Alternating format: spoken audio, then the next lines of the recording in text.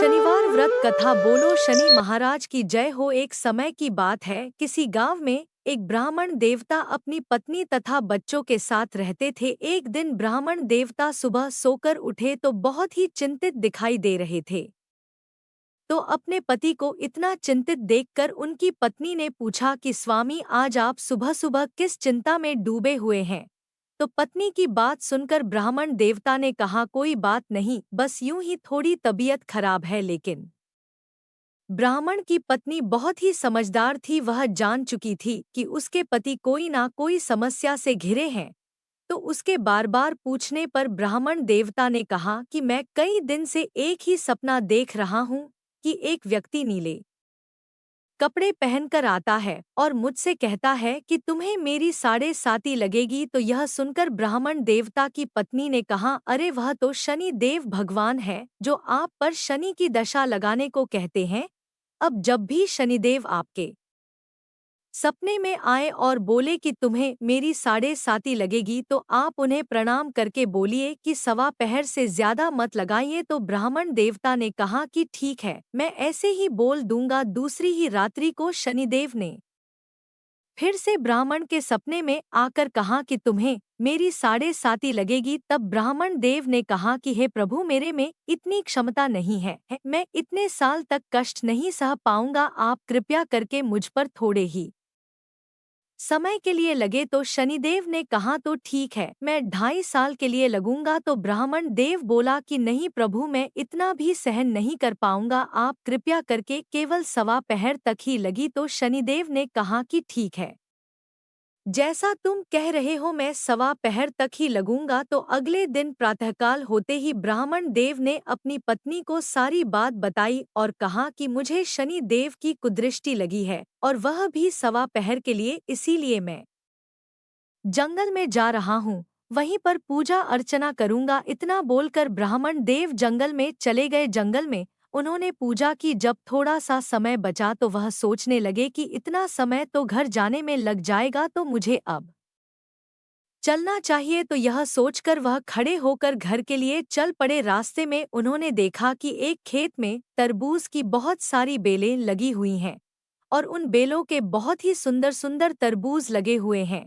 तो उन्हें देखकर ब्राह्मण देवता का मन ललचा उठा। वह सोचने लगे कि तरबूज ले चलता हूँ, घर जाकर बच्चों को दे दूंगा, कितने खुश होंगे। तो यह सोचकर ब्राह्मण ने 2 तरबूज तोड़कर, अपने पास एक थैला था उसके अंदर वह तरबूज रख लिए और खेत के मालिक को देखने लगा कि मालिक दिखाई दे जाता तो उनका मूल्य दे चलता। तो खेत का मालिक तो वहां दिखाई नहीं दिया। तो ब्राह्मण ने उसी बेल के पास में तरबूज का मूल्य रख दिया और अपने घर के लिए रवाना हो गए।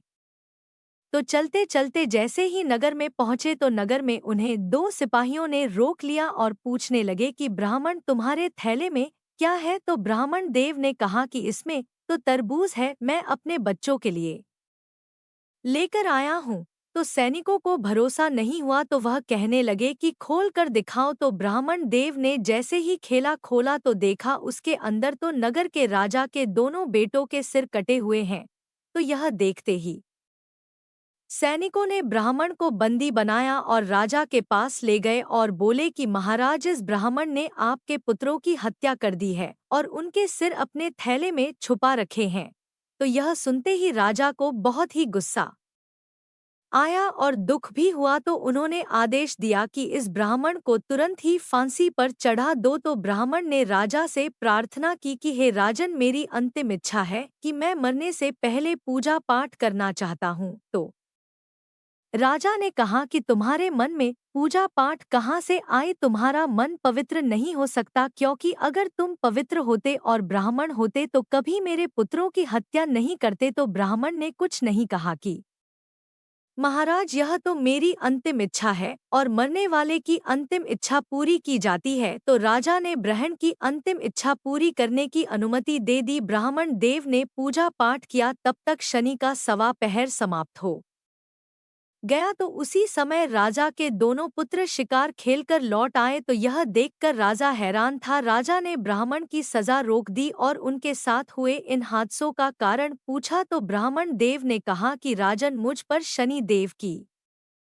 सवा पहर की दशा लगी थी जो अब समाप्त हो गई है। तो यह सुनकर राजा ब्राह्मण से पूछने लगे कि हे ब्राह्मण देव, शनि की दशा लगे तो क्या करना चाहिए? मुझे इसके बारे में बिल्कुल भी ज्ञान नहीं है। तो ब्राह्मण देवता ने कहा कि अगर शनि की कुदृष्टि लगे तो काले कुत्ते को सरसों के तेल से चुप पड़कर रोटी खिलानी चाहिए। सामर्थ्यवान व्यक्ति को काले हाथी का या काले घोड़े का दान करना चाहिए। शनिवार के व्रत रखकर शनि देव की कथा सुननी चाहिए, इसे शनि की दशा का प्रकोप समाप्त हो जाता है। तो यह सब सुनकर राजा ने ब्राह्मण देव को छोड़ दिया। जैसे ही ब्राह्मण देव घर पहुंचे तो उनकी पत्नी ने पूछा कि स्वामी, आज आप थैले में क्या लेकर आए हैं? तो ब्राह्मण ने कहा कि बच्चों के लिए तरबूज लाया हूँ। तो पत्नी ने थैला लेकर जैसे ही खोला तो उसके अंदर तो सोने चांदी और हीरे जवाहर भरे हुए थे। तो यह देखकर पत्नी बहुत ही खुश हुई और अपने पति से कहने लगी कि आपका थैला तो सोने चांदी जवारा से भरा है, इन्हें आप कहाँ से लाए हैं? तो यह देखकर ब्राह्मण देव बहुत ही प्रसन्न हुए और शनि देव की महिमा अपनी पत्नी को बताई और बोले कि जब सवा पहर की दशा लगी थी तो तरबूज राजा के बेटे के सिर बन गए, और जब सवा पहर की दशा समाप्त हुई तो वही तरबूज सोना चांदी जेवरात बन गए। हे शनिदेव, आपकी महिमा तो अत्यंत निराली है। जैसे आपने मुझ पर सवा पहर की दशा लगाई वैसे किसी पर ना लगाना, और जैसे आपने मेरे जैसे गरीब पर कृपा की वैसे सब पर करना। जो भी श्रद्धा भाव से आपका व्रत रखे और आपके यह व्रत कथा सुने उसकी सारी मनोकामनाएं पूर्ण करके आशीर्वाद देना कि वह कभी भी अपने जीवन में नाना प्रकार के कष्टों का सामना ना करे, अपने कार्यक्षेत्र में हमेशा उसको सफलता मिले। बोलो शनि महाराज की जय हो। अब सुनते हैं अगली कहानी। एक समय स्वर्ग लोक में सबसे बड़ा कौन है, इस प्रश्न को लेकर सभी देवताओं में वाद विवाद शुरू हो गया। वाद विवाद बढ़ते बढ़ते युद्ध की नौबत आ गई। तो सारे देवता देवराज इंद्र के पास पहुंचे और बोले कि हे देवराज, आपको निर्णय करना होगा कि 9 ग्रहों में सबसे बड़ा कौन है। तो देवताओं का प्रश्न सुनकर राज इंद्र उलझन में पड़ गए और कुछ देर सोचते रहे। सोचकर बोले कि हे देवगणों, मैं आपके इस प्रश्न का उत्तर देने में असमर्थ हूँ। आप ऐसा करो कि पृथ्वी लोक में उज्जैनी नगरी में राजा विक्रमादित्य का राज्य है। हम सब राजा विक्रमादित्य के पास चलते हैं, क्योंकि वह न्याय करने में अत्यंत ही लोकप्रिय है। उनके सिंहासन में अवश्य ही कोई जादू है कि उस पर बैठकर राजा विक्रमादित्य दूध का दूध और पानी का पानी अलग करने का न्याय करते हैं। तो देवराज इंद्र के आदेश पर सभी देवता पृथ्वी लोक में उज्जैनी नगरी में पहुंच गए। देवताओं के आगमन का समाचार सुनकर स्वयं राजा विक्रमादित्य ने उनका स्वागत किया। महल में पहुंचकर जब सारे देवताओं ने उनसे अपना प्रश्न पूछा तो राजा विक्रमादित्य भी कुछ देर के लिए परेशान हो उठे, क्योंकि सभी देवता अपनी अपनी शक्तियों के कारण महान और शक्तिशाली थे। किसी को छोटा या बड़ा कह देने से उनके क्रोध के प्रकोप से भयंकर हानि पहुंच सकती थी। तभी राजा विक्रमादित्य को एक उपाय सूझा और उन्होंने विभिन्न धातुओं स्वर्ण, रजत, कांसा, तांबा, सीसा, रांगा, जस्ता, अबक व लोहे के 9 आसन बनवाए। धातुओं के गुणों के अनुसार सभी आसनों को एक दूसरे के पीछे रखवाकर उन्होंने देवताओं को अपने अपने सिंहासन पर बैठने को कहा। सब देवताओं के बैठने के बाद राजा विक्रमादित्य ने कहा कि आपका निर्णय तो स्वयं ही हो गया। जो सबसे पहले सिंहासन पर विराजमान है वही सबसे बड़ा है। तो राजा विक्रमादित्य का निर्णय सुनकर शनि देवता को गुस्सा आ गया, क्योंकि शनि देवता ने सबसे पीछे आसन पर बैठने के कारण अपने को छोटा माना और छोटा जान क्रोधित हो गई और राजा से कहा कि हे राजन, तुमने मुझे सबसे पीछे बैठाकर मेरा अपमान किया है। तुम मेरी शक्तियों से परिचित नहीं हो। मैं तुम्हारा सर्वनाश कर दूंगा। सूर्य 1 राशि पर 1 महीने, चंद्रमा 2.25 दिन, मंगल 1.5 महीने, बुध और 1 महीने, गुरु 13 महीने रहते हैं। लेकिन मैं किसी राशि पर 7.5 वर्ष तक रहता हूँ। बड़े बड़े देवताओं को मैंने अपने प्रकोप से पीड़ित किया है। राम को 7.5 के कारण ही वन में जाकर रहना पड़ा। रावण को 7.5 के कारण ही युद्ध में मृत्यु का शिकार बनना पड़ा, उसके वंश का सर्वनाश हो गया है राजा, अब तू भी मेरे प्रकोप से नहीं बच सकेगा। राजा कर्मादित्य शनि देवता के प्रकोप से थोड़ा व्यथ हो गए, लेकिन फिर उन्होंने मन में विचार किया कि जो मेरे भाग्य में लिखा होगा वही होगा, फिर शनि के प्रकोप से भयभीत होने की तो कोई जरूरत नहीं है। उसके बाद अन्य ग्रहों के देवता तो प्रसन्नता के साथ वहां से चले गए, लेकिन शनि देव बड़े ही क्रोध के साथ वहां से विदा हुए। राजा विक्रमादित्य पहले की तरह ही न्याय करते रहे, उनके में सभी स्त्री पुरुष बहुत ही आनंद से अपना जीवन यापन कर रहे थे। कुछ दिन ऐसे ही बीत गए, उधर शनि देवता अपने अपमान को नहीं भूले थे। राजा से बदला लेने के लिए एक दिन शनि देव ने घोड़े के व्यापारी का रूप धारण किया और बहुत से घोड़ों को साथ लेकर उज्जैनी नगरी पहुंचे। राजा विक्रमादित्य ने राज्य में किसी घोड़े के व्यापारी के आने का समाचार सुना तो अपने असफपाल को कुछ घोड़े खरीद कर लाने के लिए वहां पर भेज दिया। जैसे ही राजा के आदेश पर असफपाल वहां पर जाकर घोड़ों को देखा तो वह बहुत ही खुश हुआ, लेकिन घोड़ों का मूल्य सुनकर उसे बहुत ही हैरानी हुई। घोड़े बहुत कीमती थे। अवपाल ने वापस लौटकर राजा को इसके बारे में बताया तो राजा स्वयं वहां पर गए और एक सुंदर और शक्तिशाली घोड़े को पसंद किया। घोड़े की चाल देखने के लिए राजा उस घोड़े पर सवार हो गई। जैसे ही राजा उस पर सवार हुए तो वह घोड़ा बिजली की गति से दौड़ पड़ा और तेजी से दौड़ता हुआ राजा को एक दूर जंगल में ले गया और फिर राजा को जंगल में ही गिराकर स्वयं कहीं गायब हो गया। राजा अपने नगर को लौटने के लिए जंगल में भटकने लगे, लेकिन उन्हें कोई भी रास्ता नजर नहीं आ रहा था। राजा को भूख और प्यास लग गई थी। भूख और प्यास से बेहाल राजा जंगल में भटकते रहे। भटकते भटकते उन्हें एक चरवाहा मिला तो राजा ने उससे पानी मांगा तो पानी पीकर राजा ने उस चरवाहे को अपनी अंगूठी दे दी और फिर उससे रास्ता पूछकर जंगल से बाहर निकलकर पास के नगर में पहुंच गए। राजा ने एक सेठ की दुकान पर बैठकर कुछ देर आराम किया। उस सेठ ने भी राजा से बातचीत की तो राजा ने उसे बताया कि मैं उज्जैनी से आया हूँ। राजा के कुछ देर दुकान पर बैठने से सेठ जी की खूब बिक्री हुई तो सेठ जी ने राजा को बहुत ही भाग्यवान समझा और उसे अपने घर भोजन के लिए ले गया। सेठ के घर में सोने का एक हार खूंटी पर लटका हुआ था। राजा को उस कमरे में अकेला छोड़कर शेर जी कुछ देर के लिए बाहर आ गई और राजा भोजन करने लगे। तभी एक आश्चर्यजनक घटना घटी कि राजा के देखते ही देखते सोने के उस हार को खूंटी निगल गई। सेठ ने कमरे में लौटकर हार को गायब देखा तो सोचा कि इसी आदमी ने इस हार को चुराया है, क्योंकि उस समय राजा उस कमरे में अकेला ही था। तो सेठ ने अपने नौकरों से कहा कि इस परदेसी को रस्सियों से बांधकर नगर के राजा के पास ले चलो। तो सेठ के नौकर उसे रस्सियों से बांधकर राजा के पास ले गए। राजा ने विक्रमादित्य से हार के बारे में पूछा तो विक्रमादित्य ने कहा कि मेरी नजरों के सामने देखते ही देखते खूंटे ने हार निगल लिया। तो इस पर राजा को बहुत ही क्रोध आ गया और चोरी करने के अपराध में विक्रमादित्य के हाथ पांव काटने का आदेश दे दिया। राजा विक्रमादित्य के हाथ पांव काटकर उसे नगर के चौराहे पर छोड़ दिया गया। कुछ दिन बाद एक तेल वहां से उठाकर उसे अपने घर ले गया और अपने कोलू पर बैठा दिया।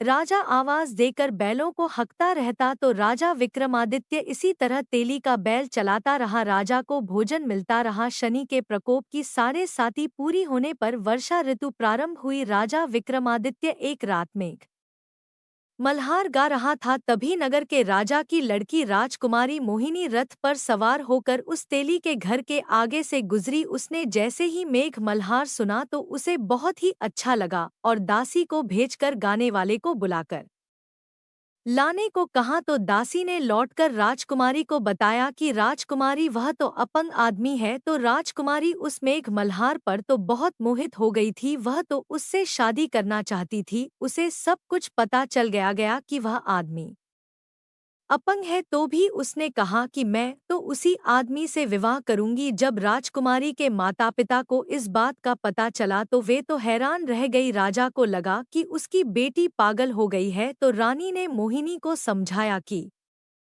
बेटी तेरे भाग्य में किसी राजा की रानी होना लिखा है, फिर तू उस अपंग आदमी से विवाह करके अपने पांवों पर क्यों कुल्हाड़ी मार रही है। और राजा भी कहने लगे कि बेटा तेरी सुंदर राजकुमार से शादी करवाऊंगी, लेकिन राजकुमारी ने तो अपनी जिद नहीं छोड़ी। वह अपनी जिद पूरी कराने के लिए उसने भोजन करना छोड़ दिया और अपने प्राण त्याग देने का निश्चय कर लिया। तो आखिर राजा और रानी को विवश होकर अपंग विक्रमादित्य से राजकुमारी का विवाह करना पड़ा। विवाह के बाद राजा विक्रमादित्य और राजकुमारी ली के घर में रहने लग। उसी रात स्वप्न में शनिदेव ने राजा से कहा कि राजा, तुमने मेरा प्रकोप देख लिया है, मैंने तुम्हें अपने अपमान का दंड दिया है। राजा ने शनिदेव से क्षमा करने को कहा और प्रार्थना की कि हे शनिदेव, आपने जितना दुख मुझे दिया है और किसी को ना देना। तो शनिदेव ने कुछ देर सोचते हुए कहा कि हे राजा, मैं तेरी प्रार्थना स्वीकार करता हूँ।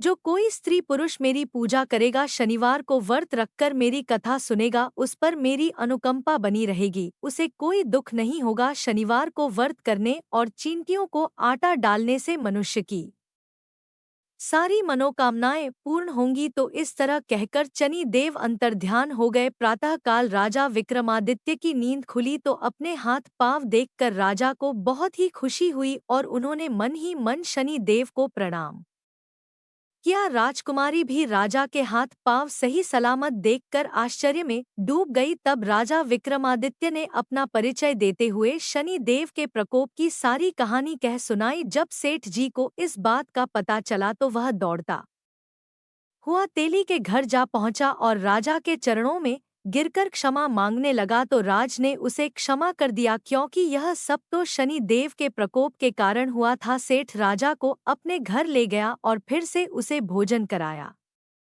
जैसे ही राजा भोजन कर रहे थे तो सबके सामने वही आश्चर्यजनक घटना घटी कि सबके देखते ही देखते खूंटी ने उस हार को उगल दिया। तो यह देखकर सेठ जी को बहुत ही आश्चर्य हुआ। सेठ जी ने अपनी बेटी का विवाह भी राजा के साथ कर दिया और बहुत सारे सोना और आभूषण धन आदि देकर राजा को विदा किया। राजा विक्रमादित्य राजकुमारी मोहिनी और सेठ की बेटी के साथ उज्जैनी पहुंचे तो नगरवासियों ने हर्ष से उनका स्वागत किया। उस रात उज्जैनी नगरी में दीप जलाकर लोगों ने दिवाली मनाई। अगले दिन राजा विक्रमादित्य ने पूरे राज्य में घोषणा करवाई कि शनि देव सभी देवों में सर्वश्रेष्ठ है। प्रत्येक स्त्री पुरुष शनिवार को उनका व्रत करें और व्रत कथा अवश्य सुने। राजा विक्रमादित्य की घोषणा से शनिदेव बहुत ही प्रसन्न हुई। शनिवार का व्रत करने और कथा सुनने के कारण सभी लोगों की सारी मनोकामनाएं शनिदेव पूरी करने लगे। सारे लोग आनंद पूर्वक रहने लगे। बोलो शनि